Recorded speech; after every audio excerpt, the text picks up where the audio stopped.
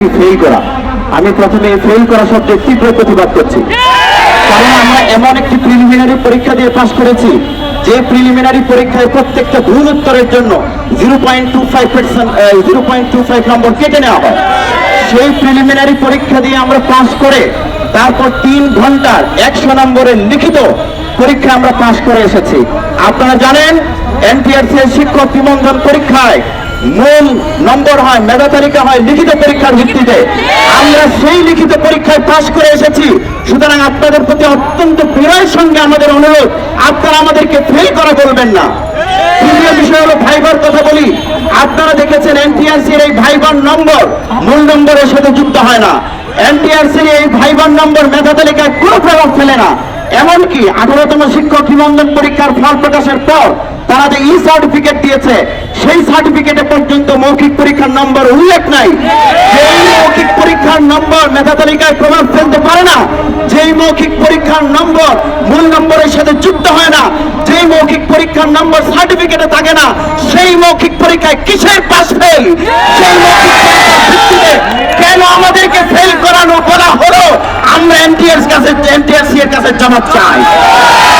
3 নম্বর বিষয় হলো, আমি আমার ভাই সবগুলো প্রশ্নের উত্তর দিয়েছি। একজন সচিব ছিলেন, একজন এক্সপার্ট ছিলেন।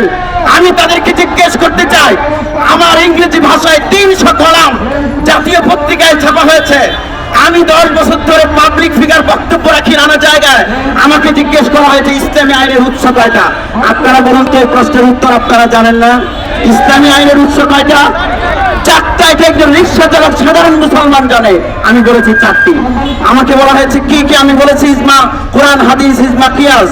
আমাকে বলা হয়েছে ইজমা কাকে বলে, আমি অর্থ কি? আমি বলেছি ইজমা তো ঐকমত্য। আমাকে বলা হয়েছে ইজমা কাকে বলে, আমি বলেছি। আমাকে বলা হয়েছে বিদআত কাকে বলে, আমি বলেছি। এতগুলো প্রশ্নের উত্তর দেওয়ার পরেও কোন সাহসে আমাকে ফেল দেওয়া হলো? ভাই আমি এনটিআরসি এর কাছে জানতে চাই।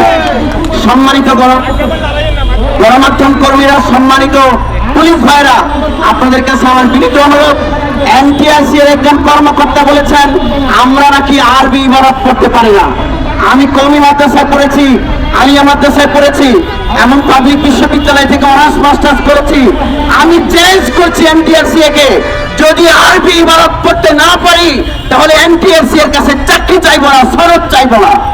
আর যদি পড়তে পারি তাহলে তারা কি জবাব দেবেন সেটা তাদেরকে বলতে হবে।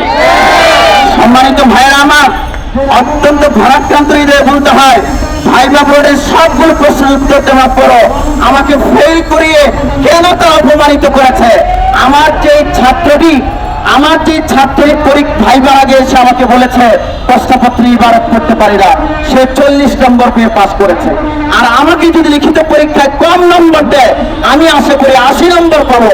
এরপরে সবগুলো প্রশ্নের উত্তর দেওয়ার পরেও আমাকে কেন তারা ফেল করিয়েছে, এর জবাব আমি এনটিআরসি এর কাছে চাই।